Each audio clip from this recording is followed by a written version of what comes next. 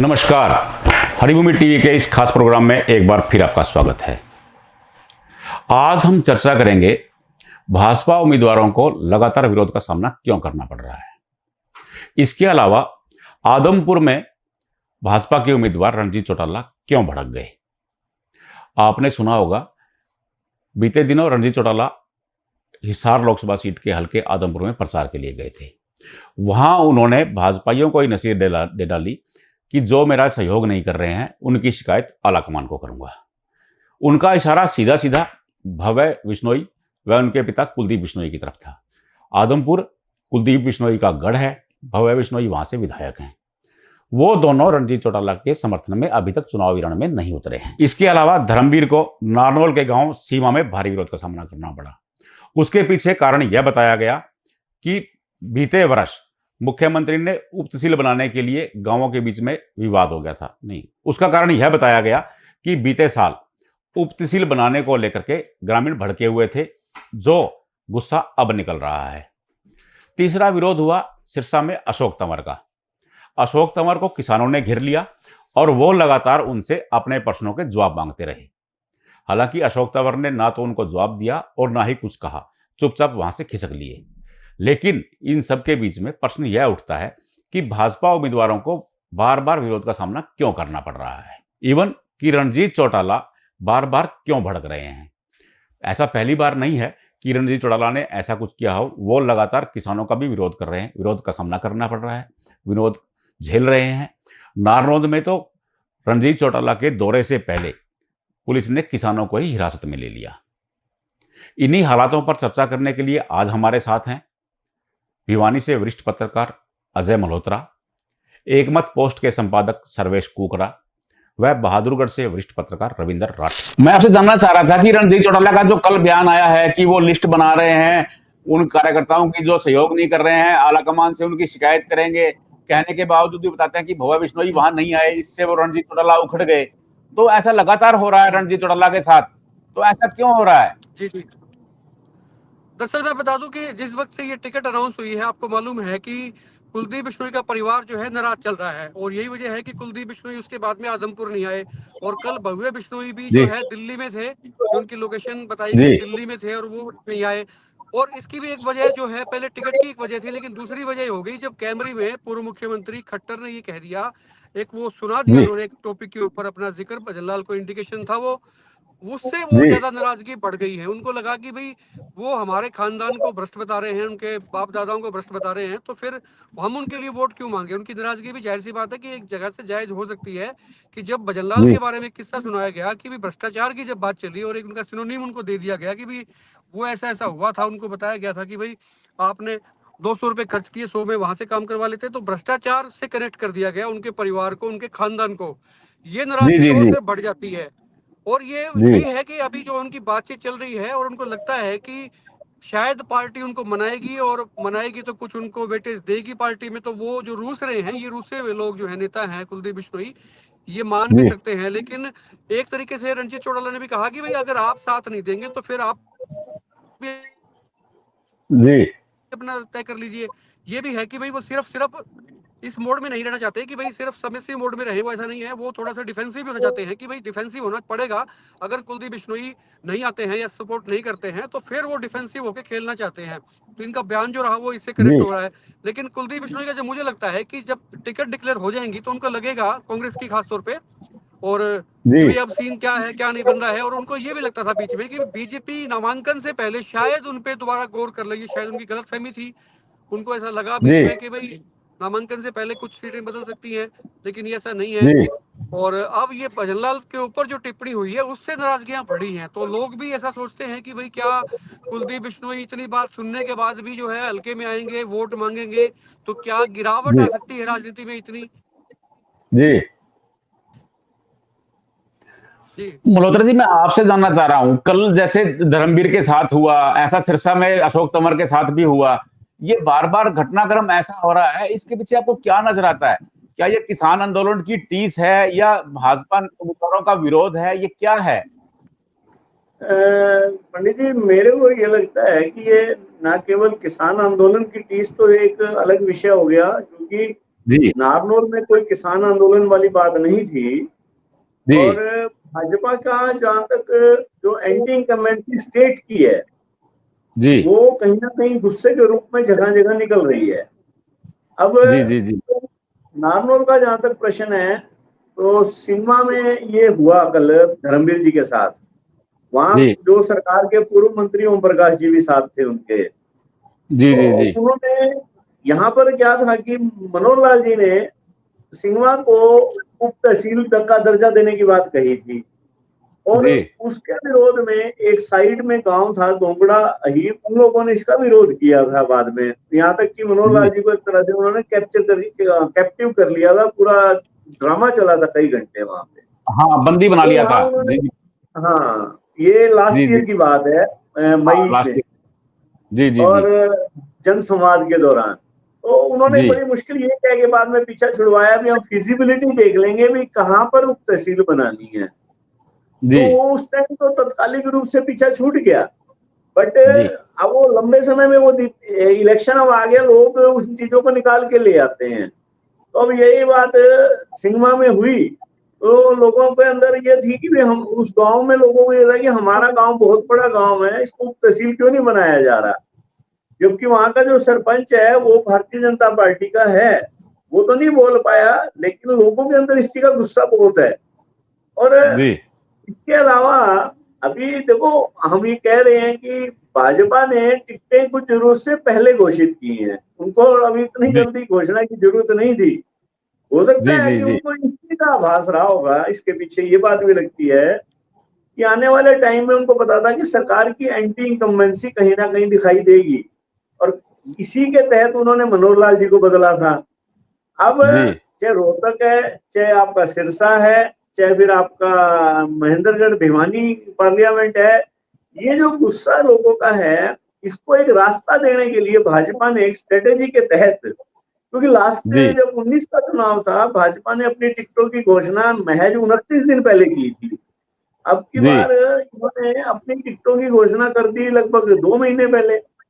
तो उनका ये एक मैसेज लगता है कि ये लोग जितना उनके अंदर उबाल है, समय के हिसाब से निकल जाए लोगों के अंदर से उबाल। और चुनाव आते आते कुछ जो नाराजगियां हैं वो ठंडी पड़े। और दूसरा, अब की बार एक चीज देखने को आ रही है, अब तक आरएसएस कहीं सक्रियता से मैदान में दिखाई नहीं दी अब तक।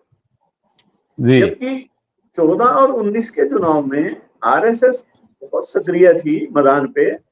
और डोर टू डोर कंपेन भी चल रहा था, चाहे कंपेन 1.5-2 महीने का था उस समय भी।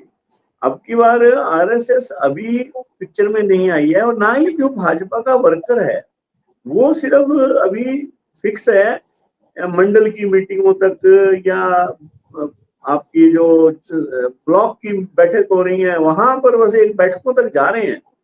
और जी जो बड़े नेता कहीं ना कहीं टिकटों को लेके, देखो भाजपा के वैसे तो अनुशासित पार्टी है, डंडा है अनुशासन का, जी परंतु कहीं इस पार्टी में भी इस वक्त अंदरूनी जो कलह है, ये ठीक है कि वो सरफेस पे ज्यादा नहीं आ रही, अंदर कलह है।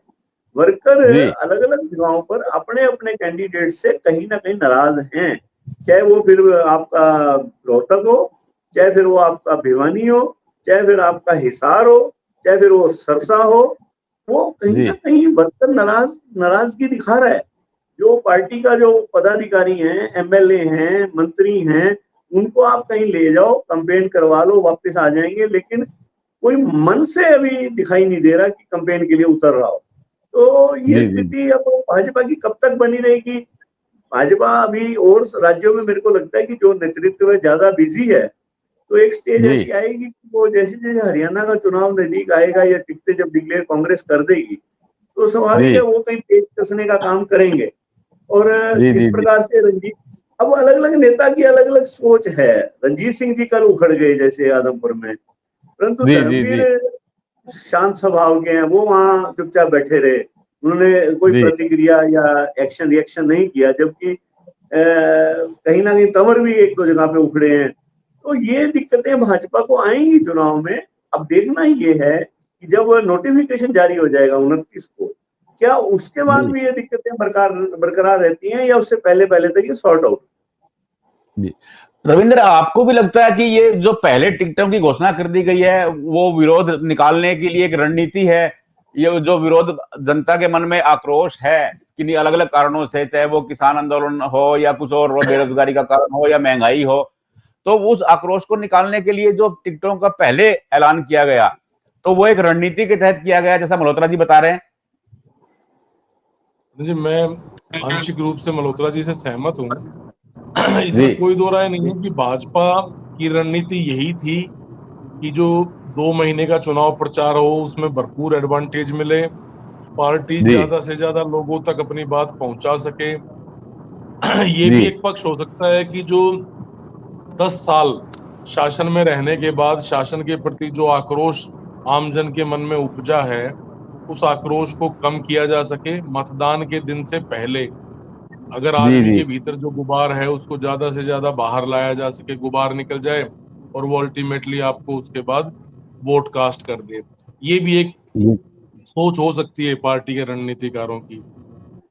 लेकिन जहां तक रणजीत चौटाला का सवाल है, पंडित जी, उनके साथ कई तरह की चीजें होगी। अचानक से उनको आराम से वो मंत्री परिषद में बैठे थे, अपना काम कर रहे थे, उन्हें कहा गया कि आप हिसार आए, चुनाव लड़ें। फिर घर से ही जी परिवार से ही 2 महिलाएं उनके सामने आ खड़ी हुई। जी उस उस सूरत में उनके लिए असहज स्थिति उत्पन्न हो गई। जी बेचारे उससे निपट रहे थे। फिर जो पार्टी के जो कर्णधार हैं, हिसार में जो बड़े नाम हैं, वो उनके साथ खड़े नहीं हो रहे हैं। अब जी स्वाभाविक सा तक दर्द है उनका कि भाई जो पार्टी के जो बड़े नेता हैं, अगर वो उनके लिए चुनाव प्रचार में साथ खड़े नहीं होंगे तो उन्हें इसका खामियाजा भुगतना पड़ेगा। फिलहाल ये प्रेशर टैक्टिक्स लग रही है मुझे रणजीत चौटाला की, कि वो हाई कमान का नाम लेकर एक दबाव बनाने का प्रयास कर रहे हैं कि भाई आपने जो दूरी बनाई है चुनाव प्रचार से, मेरे चुनाव प्रचार से, चाहे वो भजनलाल जी परिवार हो, कि भाई आप आए और भाई साथ दें, नहीं तो मैं ऊपर कहूंगा आपके बारे में कि भाई आप कोऑपरेट नहीं कर रहे हैं। मतलब इस तरह की बात है। और जो विरोध हो रहा है विभिन्न गांवों में, मेरे ख्याल सबसे ज्यादा रणजीत चौटाला को ही विरोध झेलना पड़ा है अशोक तंवर के बाद।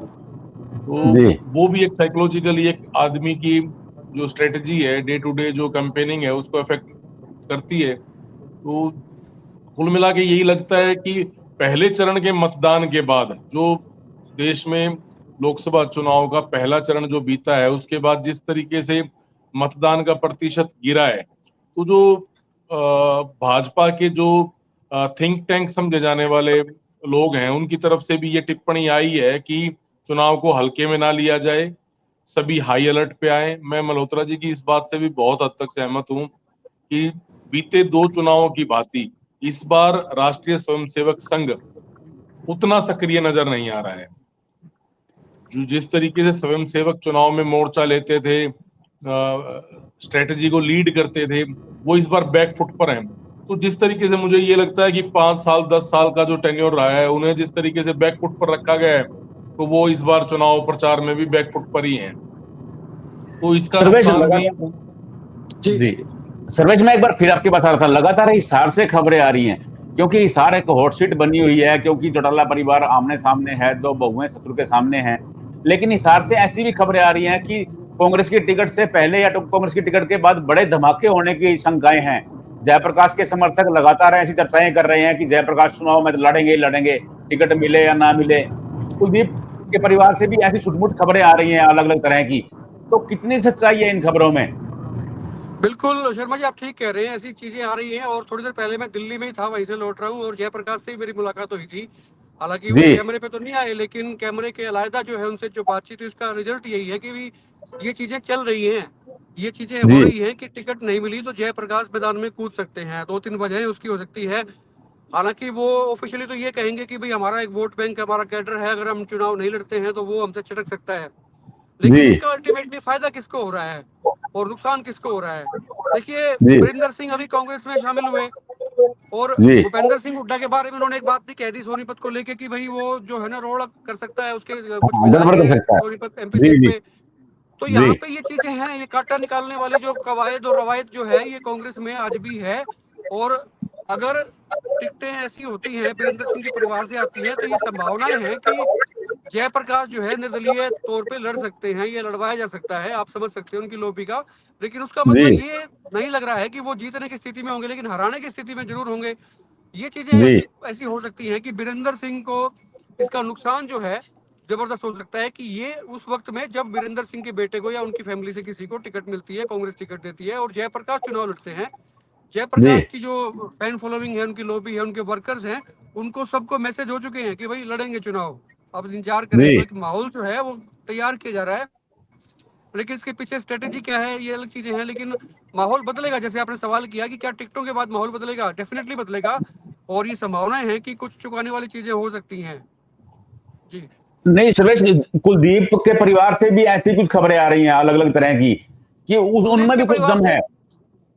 नहीं, कुलदीप के परिवार से बीच में खबरें आई थी, लेकिन उसमें दम नहीं है। हमारी उनसे भी जी बराबर बातचीत हुई है, उस परिवार से भी बातचीत होती है, तो वो दम नहीं जी है, लेकिन उनको इस सम्मान का चक्कर है कि उनका सम्मान जो है मिट्टी में मिला दिया गया। उनका जो एक भाषण था खट्टर साहब का, एक जो लाइन थी जो उन्होंने वाक्य सुनाया था, उससे जो उनका सम्मान है वो मिट्टी में मिल गया, खाक में मिल गया।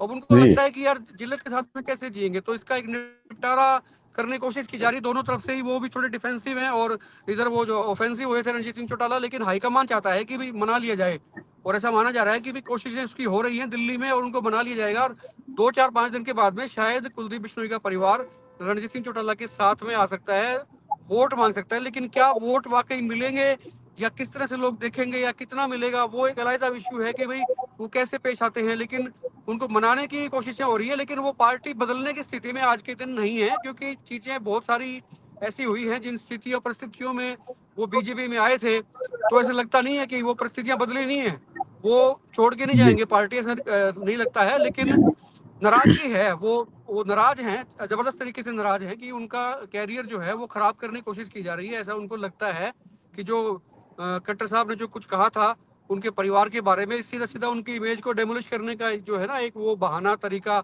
जो भी चीज थी वो एक उसकी कवायद भी उसको आप जी कह सकते हैं, वो थी डेंट डालने की। तो नाराजगी उनकी है, जी लेकिन पार्टी चेंज का अभी सीन उनका नहीं है। जी जी जी मल्होत्रा जी, कांग्रेस की टिकटों का ऐलान नहीं हो पा रहा है और भाजपा वालों को विरोध करना पड़ रहा है, विरोध सहना पड़ रहा है बार बार।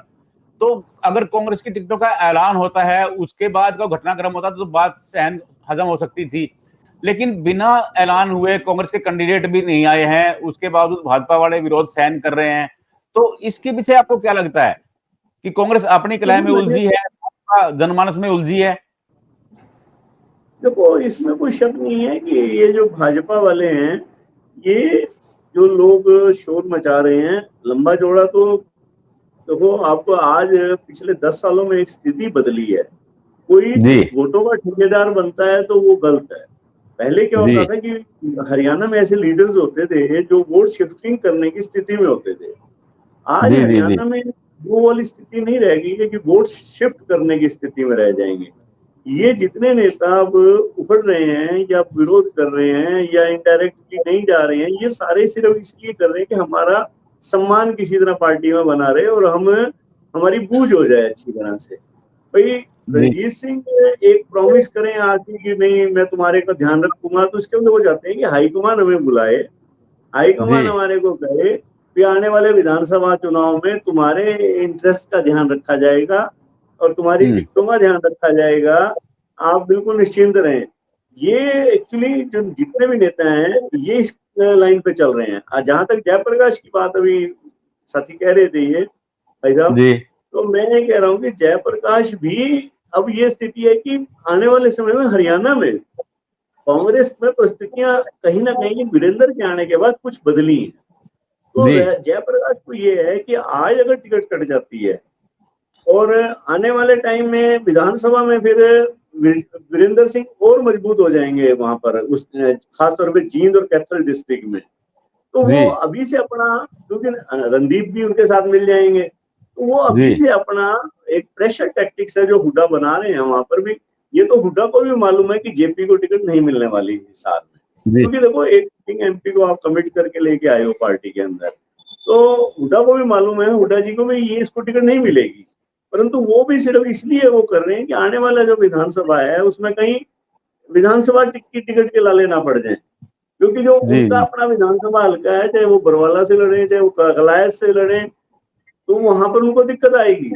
जो वहां पर अब पहले तो रणदीप अकेले होते थे, अब वीरेंद्र सिंह साथ मिल जाएंगे।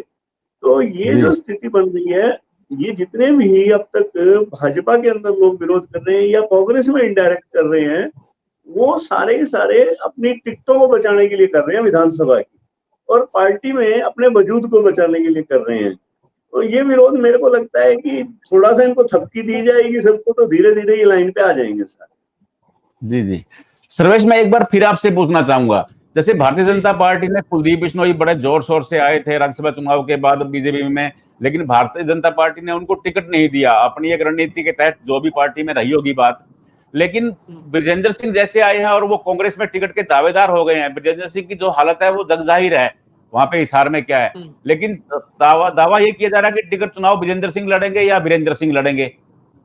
कांग्रेस में ऐसी क्यों स्थिति है? क्योंकि अगर भाजपा खुद, सबसे बड़ी बात यह है कि ब्रजेंद्र सिंह जब आए तो वो सिटिंग एमपी थे, और कांग्रेस के लिए ये जबरदस्त एक बूम था कि भाई दिखा सकते थे वो कि एक एमपी टूट के आया है बीजेपी से कांग्रेस के पास। ये अपने आप में एक बड़ी बात थी। उन्होंने सेक्रीफाइस किया कि वो बीजेपी के एमपी के तौर पे वो वहां से छटक कर और टूट कर जो है कांग्रेस में शामिल होते हैं। दूसरी बात ये कि कुलदीप बिश्नोई के परिवार में एक विधायक यहाँ से है, पहले ही है, भव्य बिश्नोई अपने बेटे को विधायक बनवा चुके हैं। तो बीजेपी में ये भी एक कवायद सी रही है कि वो ज्यादा टिकटें फैमिली में देते नहीं है। आपने देखा कि राव इंद्रजीत अपने बेटे के लिए टिकट मांग रहे थे, उनको नहीं दी थी टिकट। उन्होंने कहा था भी आप एमपी लड़ रहे हैं, बेटी को रहने दीजिए। तो वो भी एक बड़ा परिवार, बड़ा खानदान है, तो वहां भी उनकी नहीं चली थी, मतलब उनको डोमिनेंट नहीं होने दिया गया था। तो यहाँ पे एक रीजन ये भी था कि कुलदीप बिश्नोई के परिवार से उनके बेटे ऑलरेडी विधायक हैं पार्टी के, इनकी सरकार है यहाँ पर, उसमें इनकी हिस्सेदारी है।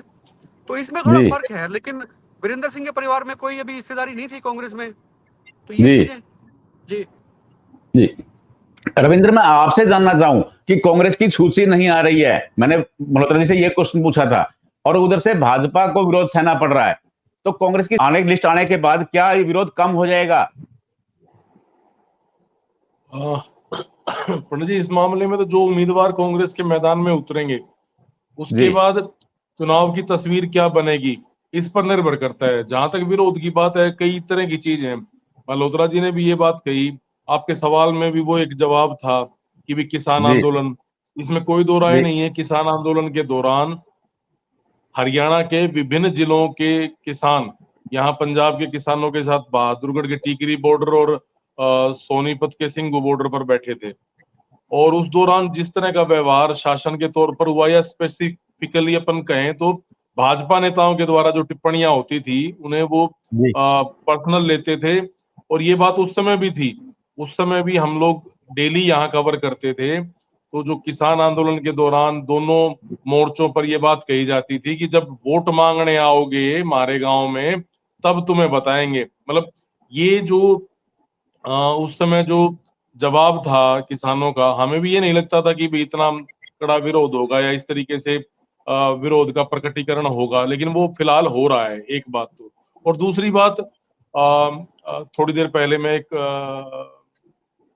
वीडियो देख रहा था, उसमें एक युवा विरोध कर रहा है, बेरोजगारी को लेकर सवाल कर रहा है। एंटी इनकम्बेंसी भी 10 साल में होना किसी भी शासन के विरुद्ध स्वाभाविक सी बात है। और हरियाणा चूंकि बहुत ज्यादा वोकल स्टेट माना जाता है, बहुत ज्यादा मुखर यहाँ के रहने वाले लोग माने जाते हैं, तो वो उसी मुखरता के साथ अपनी बात रख रहे हैं, तो उसको एक बड़े विरोध का नाम ले दिया जाता है। वो सीधा सीधा लोग अपनी बात रखते हैं, बात रखते रखते वो जब सामने से तलक टिप्पणी आती है तो वो प्रतिकार जो है वो एक बड़े विरोध में तब्दील हो जाता है। कुल मिलाकर ये सारी चीजें फिलहाल बीजेपी के लिए ग्रामीण इलाकों में तो ठीक नहीं है। जैसा खट्टर साहब ने कहा था, वो इसको अपने मुफीद भी मान रहे हैं कि जितना गांव में या रूरल एरिया में विरोध होगा, उतना अर्बन एरिया में, शहरी क्षेत्र में उन्हें इसका फायदा होने का फिलहाल अनुमान पूर्व मुख्यमंत्री रहे मनोहर लाल खट्टर ने भी अपनी बात में कहा था। लेकिन कुल मिला के कांग्रेस के प्रत्याशियों को मुझे नहीं लगता कि इस एंटी कम्बेंसी का सामना करना पड़ेगा। उन्हें निजी तौर पर एक विरोध, भाजपा के उम्मीदवारों की बात करें पंडित जी, तो ये भी दिलचस्प है कि जो जहां जहां भाजपा के विधायक हैं, पूर्व विधायक हैं, उनमें से भी कई लोग अपनी पसंद का प्रत्याशी ना होने के कारण, हिसार में तो भजनलाल परिवार के साथ वैसे ही दुबड़ी ने 2 साठ हो गए, पहले ही एक तो टिकट कटी और उसके बाद टिप्पणी विपरीत हो गई उनके साथ। लेकिन यहाँ जी। जो और जो सीटें हैं हरियाणा में, जो और 9 उम्मीदवार हैं भाजपा के, वहाँ कई जगह जी। उनके स्थानीय और नेता जो हैं वो भी उनके नीचे नीचे भीतर घात कर रहे हैं, उसका भी इनको जी। सामना करना पड़ रहा है। पता तो सबको लगता है कौन कहाँ किस तरफ जा रहा है, किस तरफ उसकी मूवमेंट है। हर नेता को इस बात का आभास होता है, हर उम्मीदवार को इसका पता होता है। तो वो जी। भी इनके साथ बड़ा विकट स्थिति बनी हुई है। फिलहाल मेरा ये मानना है, मुझे ये लगता है कि भाजपा के प्रत्याशी बैकफुट पर हैं और इंतजार कर रहे हैं कि कांग्रेसी भी आ जाएं तो थोड़ा सा दुख, मतलब तकलीफ ये उनकी बढ़ जाए। जी जी। जी। इस विरोध के पीछे यह तो बड़ा तथ्य है कि किसानों के मन में किसान आंदोलन के दौरान जो टीस थी वो अब चुनावों में निकल रही है। लेकिन इसके पीछे केवल एकमात्र यही कारण ही नहीं है। इसके पीछे अलग अलग सीट पर अलग अलग कारण बताए जा रहे हैं। जैसा नारनौल में धर्मवीर के साथ हुआ, विवाद उप तहसील का था, झेलना पड़ा धर्मवीर को। और हिसार में रणजीत चौटाला की गुस्से की वजह अलग है। कुलदीप बिश्नोई परिवार उनका सहयोग नहीं कर रहा है। कुलदीप बिश्नोई टिकट न मिलने से लगातार गुस्से में है। उन्होंने एक वीडियो तो जारी किया था, लेकिन उसके बाद ना तो वो नजर आए और ना ही भव्य बिश्नोई नजर आए। यह विरोध कब तक चलेगा, चुनाव पर इसका क्या असर होगा, यह आने वाला समय ही बताएगा। नमस्कार।